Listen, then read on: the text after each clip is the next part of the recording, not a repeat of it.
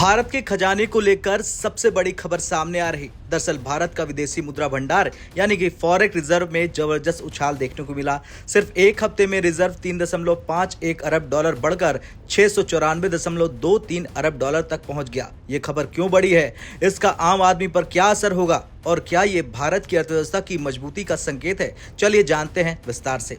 सबसे पहले समझते हैं कि फॉरेक्स रिजर्व होते क्या हैं। दरअसल किसी भी देश के पास विदेशी मुद्रा, सोना, IMF के SDRs और रिजर्व पोजीशन मिलाकर जो कुल संपत्ति होती है उसे ही विदेशी मुद्रा भंडार कहा जाता है। ये रिजर्व किसी देश के लिए एक सेफ्टी नेट होते हैं। जब भी अंतर्राष्ट्रीय बाजार में डॉलर की कमी होती है या किसी तरह से रुपए पर दबाव आता है तो यही रिजर्व काम आते हैं। सरल भाषा में कहें तो फॉरेक्स रिजर्व किसी देश की आर्थिक ढाल की तरह होते हैं। अब बात करते हैं ताजा आंकड़े की। RBI यानी कि भारतीय रिजर्व बैंक के मुताबिक 29 अगस्त को खत्म हुए हफ्ते में भारत के फॉरेक्स रिजर्व 694.23 अरब डॉलर पर पहुंच गए हैं।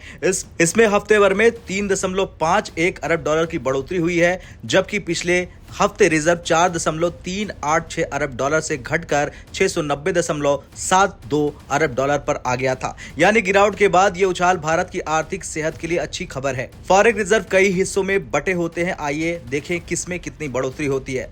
फॉरेन करेंसी एसेट्स, ये रिजर्व का सबसे बड़ा हिस्सा होता है। इस बार FCA में 1.686 अरब डॉलर की बढ़ोतरी हुई है। अब ये कुल मिलाकर 583.937 अरब डॉलर हो गए हैं। इनमें यूरो, पाउंड, येन जैसी गैर डॉलर मुद्राओं की वैल्यू भी शामिल होती है। दूसरा है गोल्ड रिजर्व। सोने के भंडार में भी भारी इजाफा हुआ है। सोना 1.766 अरब डॉलर बढ़कर 86.769 अरब डॉलर पर पहुंच गया है। यानी भारत अब सिर्फ डॉलर पर नहीं बल्कि सोने पर भी अपनी पकड़ मजबूत कर रहा। तीसरा है स्पेशल ड्रॉइंग राइट्स, यानी IMF द्वारा दिए गए इस विशेष रिजर्व में 40 मिलियन डॉलर की बढ़ोतरी हुई है। अब ये 18.775 अरब डॉलर हो गया है। चौथा है IMF में भारत की रिजर्व पोजीशन, वहां भी 18 मिलियन डॉलर का इजाफा हुआ है।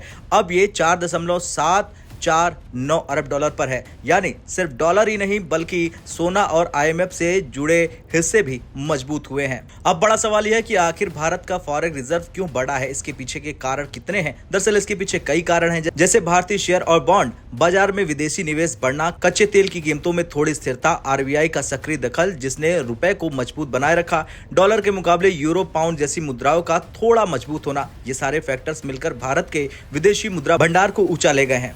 अब आप सोच रहे होंगे कि इससे आपके जेब पर क्या फायदा होगा, तो असर सीधे सीधे जेब पर पड़ा है। अगर रिजर्व मजबूत होते हैं तो रुपया डॉलर के मुकाबले स्थिर रहेगा। पेट्रोल डीजल की कीमतों पर भी इसका असर पड़ेगा। इंपोर्ट महंगा नहीं होगा, जिससे महंगाई पर काबू रखा जा सकेगा। यानी रिजर्व बढ़ने का फायदा सीधे सीधे भारतीय उपभोक्ताओं और निवेशकों को मिलता है।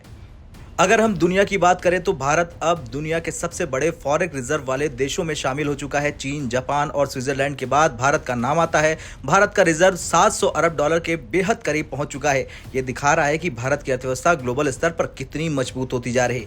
खैर, ये थी बड़ी अपडेट। भारत का विदेशी मुद्रा भंडार 3.51 अरब डॉलर बढ़कर 694.23 अरब डॉलर पर पहुंच गया है। ये भारत के लिए आर्थिक मजबूती और आम आदमी के लिए राहत की खबर है।